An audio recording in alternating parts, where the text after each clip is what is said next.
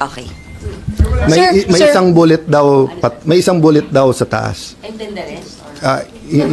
Kasi nga last night nung naghiwalay kami, so far daw isa pa lang, Tapos eto kasi sinabi ko kay Sec Remulla, I'll make sure na yung commitment ko not to influence or walang political angle yung aking explanation ng investigation. But he sent me that text na so far yun yung report niya. So I'll send it na to you. Paano mo na lang.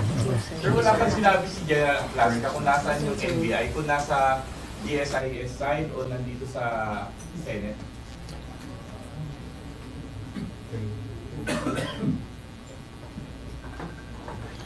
Because nga meron ongoing investigation, I don't wanna speak details for details, but I'll just tell you what he told me last night nung kaharap din niya yung police, na nakita nila na nakalagay doon yung letra and everything, and winorningan nila. But, if I tell you more details than that, pati people will already think or speculate. So I'd rather tapusin nila.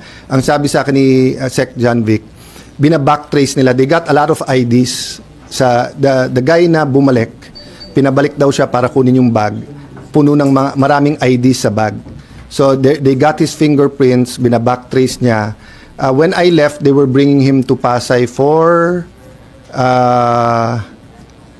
inquest. So I haven't gotten the report. Unfortunately, pinauwi namin lahat ng lawyers kasi nung sinabing clear na, nakiusap din yung mga police so that their work is easier, paalisin na. But can I just mention this, guys, di ba? Unprecedented nung Monday na meron law enforcers na makikipaghabulan sa isang senador. Unprecedented yan. That never happened in the Philippines. Secondly, taking away coup d'etats, di ba? First time then, in my view, na may ganun armed attack. And hindi sila tumakbo, They were somehow holding their ground. All of you were here, di ba? So there's a speculation na gobyerno yun, there's speculation, may nagsasabi, kami daw ni Bato nagplano, or kanina tinanong nyo, legitimate question yung tanong nyo, diversionary.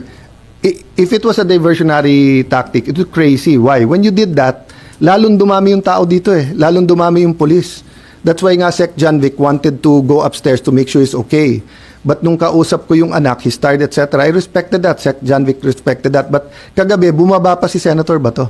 Pero sir, Bumaba pa siya para magpakita That was the last time I saw him. Go ahead. pero SP, sa binasa niyo po, inamin po ng asawa ni Senator Bato na he used that commotion, yung nangyari, para makalabas ng siya. I will not interpret because sabi niya baka. Because he did not escape during after. But ang sabi din kasi nung asawa niya, after niya nakita na someone will go so far as lusubing a Senate just to get him, that's why he did it.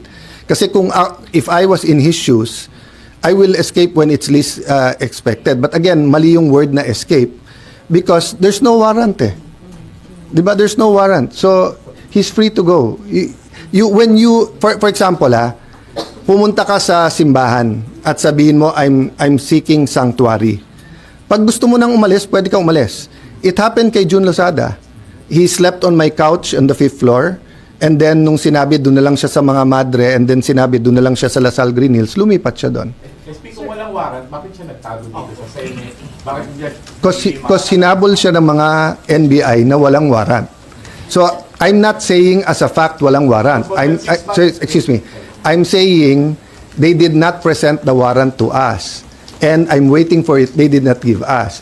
If they gave me the warrant, my advice could have been different. So same. Kayo nag-seek sanctuary dito. Sabi nyo, sir, media kami, inaaresto kami, wala namang warrant. I talked to the police. Ba't nyo hinahabol? Wala, sir. Or may warrant. Nasaan ang warrant? Wala. Sabihin ko, dito muna kayo sa Senate. 3 days later, wala pa rin yung warrant. Sabihin mo, boss, gusto ko nang umuwi. Umuwi ka na. Diba? So that's the reality. Is it the best? I want him to attend each and every session. I want him to be there. I told him last night, Sen Bato, sana you can attend the impeachment. It's his constitutional duty. Last follow-up then. SP, do you still consider it as an attack when you mentioned kahit marami na rin kami na una pong nagpaputok ng warning shot yung OSAA, hindi yung sabi lang. Okay. Kung tututukan kita ng baril, papasukin ko bahay mo na may baril ako.